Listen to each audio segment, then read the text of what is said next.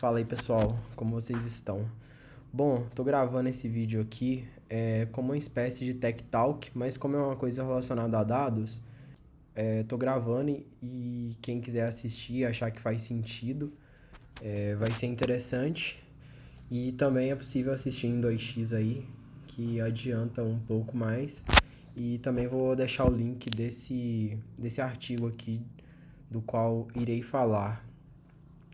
O tema que eu vou falar hoje, aí o título do artigo, né, é Implementando Dimensões Lentamente Mutáveis no Data Warehouse. Isso tem a ver com histórico de alteração de dados. Eu estou trazendo esse tema porque é uma coisa que a gente vai começar a implementar agora no Data Warehouse. Bom, mas o porquê disso? O que que isso resolve? Qual que é o problema por trás? A gente tem hoje no nosso Data Warehouse que qualquer alteração de dado que é feito no core, a gente replica, a gente vai lá no Data Warehouse e altera a informação. Assim, isso já permite, tendo dado no Data Warehouse, já permite a gente fazer consultas e tudo mais, porém a gente perde a questão do histórico de informação. Então, vamos supor que o nome da rede, por exemplo, nome da rede de uma escola aí, por exemplo, muda. A gente hoje, só pelo Data Warehouse, a gente não sabe qual que era o nome anterior dessa rede. E assim, isso vale para muita coisa. A gente pode pegar, por exemplo, o, o TPV mensal, ou seja, o faturamento mensal de uma escola, a gente consegue calcular isso. Porém, no nosso sistema hoje, a gente ainda faz muita alteração manual. Jonas aí roda as carries aí, o Jonas Carry roda essas carry que altera a informação, né? Então, assim, se a gente olhar hoje, por exemplo, qual que é o TPV de um mensal, TPV de janeiro de uma escola, provavelmente se a gente consultar em junho desse ano o TPV de janeiro, a gente vai ter uma informação diferente. Então a gente perde essa questão do histórico, né? Então, assim, essa questão aqui que eu venho trazer é justamente para abordagens para resolver esse problema. Então, assim, eu não vou ler o artigo, eu vou só falar por cima. Então, depois, se alguém quiser abrir alguma discussão aí, ou alguma coisa que não concorda, do que eu falar aqui, do meu entendimento, pode levantar a discussão. Mas, assim, o autor aqui, ele trata aí como SCDs, né, que é o nome popularmente conhecido, né, da sigla desse nome, né, que é o tema por trás dessa questão. E aí na literatura aí relacionada a Data Warehouse, né, são classificados como 7 abordagens para a gente tratar esse problemas, né? 7 tipos, tipo 0 ou tipo 6. Então eu vou passar em tipo a tipo aqui, tentar ser breve e explicando mais ou menos como que é cada abordagem. O tipo 0, ela classifica alguns dados aí, algumas informações como, diria, como imutáveis, né? Informações que a gente precisa inserir apenas uma vez. Aqui dá um exemplo de customer, de cliente aí, que tem aqui um designation, né? Trata aí como professional, management e outros aqui. A gente tem aqui uma informação desse first designation. Então, essa informação, a ideia nessa linha aqui, dessa tabela, é que essa informação, ela, ela não mude. Na hora que a gente cadastre ela, ela já venha preenchida. Então, Essa abordagem aqui, ela fala que mesmo se essa informação, se ela sofrer uma alteração, a gente não vai atualizar ela no Data Warehouse. É uma informação que ela deveria vir salva, vir preenchida e uma única vez. Então, se teve qualquer alteração, a gente não vai mudar. Então, esse é o tipo 0. E tem também uma outra informação aqui que ele fala, né, vou usar esse exemplo aqui da primeira compra do cliente. Então, assim, se a gente registra essa informação, ela não deveria mudar nunca, por mais que ela mude na nossa fonte. Isso a gente pode usar esse exemplo talvez para a escola, data de entrada da escola no EducBank. Então a gente deveria levar isso para o Data Warehouse uma única vez, isso nunca ser alterado. Assim, por mais que sofra alteração, a gente não faça alteração na fonte, a gente não faça no Data Warehouse. Então esse é o tipo 1. O tipo 2, na verdade, desculpa, o tipo 0. O tipo 1, ele é bem parecido com o tipo 0, pois a única diferença é que a gente vai ter informações que elas poderão ser alteradas uma única vez. Quando isso vai acontecer? Se caso vier com a informação null. A gente pode criar algumas informações, algum registro, por exemplo, nesse aqui do cliente, que tem um faturamento anual. Pode ser que quando a gente registre a informação do cliente no banco de dados, não esteja com essa informação preenchida. E no futuro o cliente vai preencher essa informação. Mas quando ele preencher essa informação, a gente não deveria mudar ela mais. Então, se ela estiver vazia, a gente vai inicializar essa informação. A gente pode pegar, por exemplo, aí o caso da escola e do TPV, né, do faturamento. Vamos supor que a escola informa pra gente qual que é o TPV mensal, qual que é o faturamento mensal. Aí a gente vai lá e salva essa informação. Talvez, pode ser que seja interessante pra gente a gente não alterar esse dado no Data Warehouse. Se a escola informou, se o sistema validou, se informou, então não deveria alterar isso nunca. Então, a gente poderia usar essa abordagem do tipo 1. Quando a gente passa para o tipo 2, começa a ficar um pouquinho mais interessante. Porque agora são informações que mudam, mas que a gente guarda um histórico. Aqui ele dá o exemplo novamente da tabela aí desse de clientes. Só que ao longo do tempo, esse designation aqui muda aqui acho que é de gerencial para... Isso aqui deve ser sênior gerencial, né? Cargo. Então, pelo que dá para entender aqui, no dia 1 do mês 6 de 2021, teve essa mudança. Atualizou o cadastro do cliente.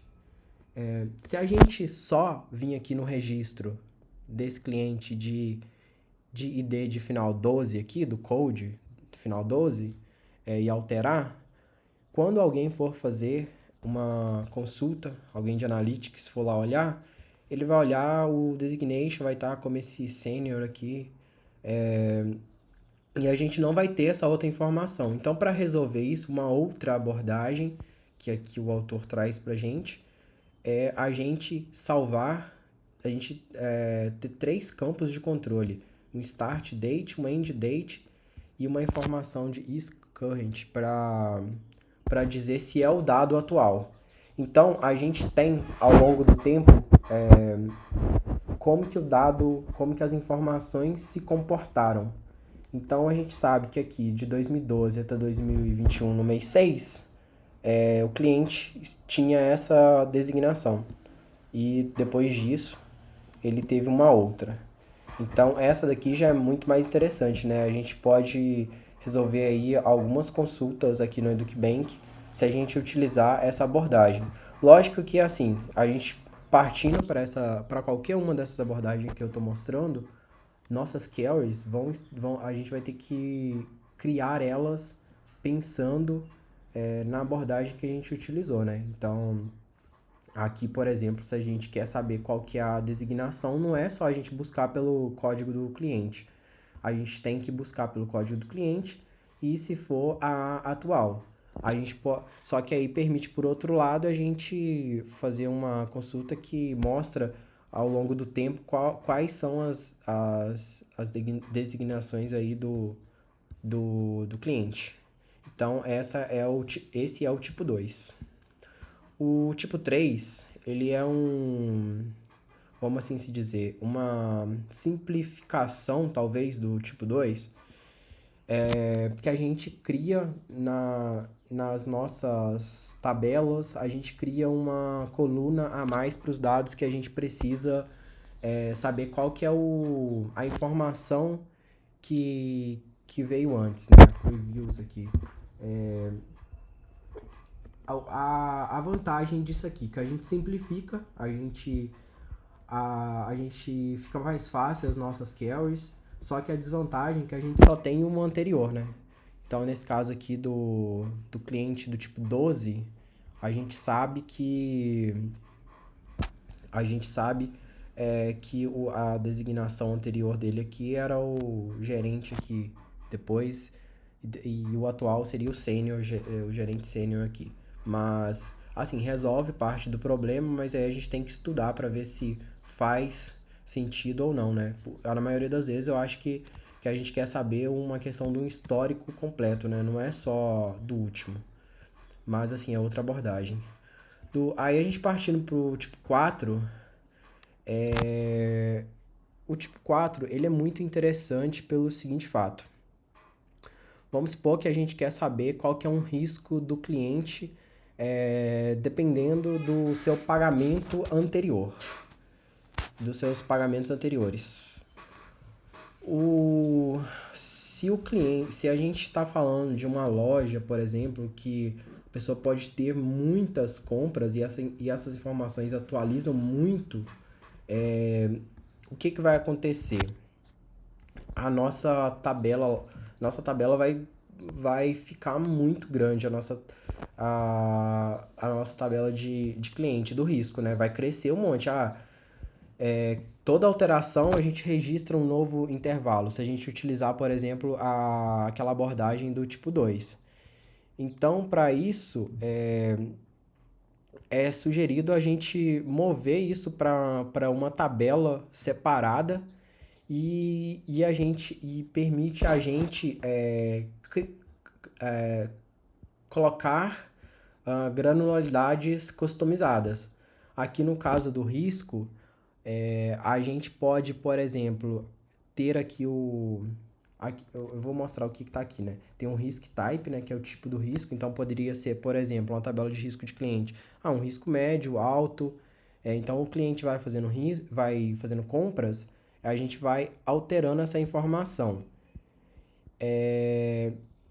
Só que talvez não é interessante a cada compra a gente registrar uma nova informação. Então, o que a gente pode fazer? A gente pode registrar isso aqui diariamente ou ainda na granularidade semanal, mensal. Qual que é o risco desse cliente mensalmente? Então, todo mês a gente calcula essas informações aqui. Então, esse tipo 4, assim, eu vejo que pra gente é bem interessante, né? Porque a gente pode ter, por exemplo, informação de inadimplência da escola, a gente pode calcular diariamente. Então, a gente vai lá, todo dia calcula qual que é a inadimplência daquela escola. A gente não precisa se basear em cada alteração que sofrer, por exemplo, em uma fatura da escola lá que ela foi paga, a gente vai lá e registra uma nova informação de inadimplência. Não, a gente diariamente vai lá e calcula. Se mais para frente a gente vê que não faz sentido mais calcular isso diariamente, a gente pode mudar também. Então, essa abordagem é bem interessante e é o tipo 4. Na verdade, não existe o tipo 5, não. Então, é apenas 6 tipos realmente. Já para o tipo 6, é uma combinação aqui do tipo 2, né, que guarda aquele histórico completo, com o tipo 3, né, que a gente guarda uma coluna com uma informação, seja o anterior ou alguma outra informação que a gente acha pertinente, né? Por exemplo, no caso do cliente, né, pode ser qual que é, a gente pode ter a coluna da ocupação atual a gente poderia ter uma como, por exemplo, da primeira ocupação ou da ocupação anterior. Então, seria a gente ter essa informação da coluna e também a gente registrar novas alterações como uma nova linha, né? Então, esse é basicamente uma combinação dos dois. Então, eu acho que assim, a gente pode, se a gente tem alguma informação que é muito importante, a gente pode deixar ela em uma coluna separada, né? Alguma informação que a gente queira fazer análises, como por exemplo, alguma coisa anterior, alguma coisa do tipo. Mas assim, eu entendi que ele é uma combinação dos dois, né? Ele dá nesse exemplo aqui, mostra uma carry fazendo join de vendas com clientes. Aí, como é feito aqui o grupo pela ocupação e a ocupação atual, então aí a gente tem o total de vendas aqui por essa classificação, pelas duas classificações, né? Então, essa é uma variação. E aqui o autor ele conclui falando que os tipos mais utilizados é o tipo 2 e o tipo 6. Porém, eu acho que assim, vai depender. Agora aqui na EducBank a gente está para implementar essa questão aí de uma tabela de performance das escolas, onde a gente pretende utilizar aí o tipo 4, né? Que seria um dado calculado diariamente, então a gente consegue ter uma tabela de performance, né, da escola, onde diariamente a gente calcula as informações dessa escola, seja de retenção, de inadimplência. E então é isso que eu queria trazer, pessoal. Qualquer dúvida aí, tragam para discussão. Valeu!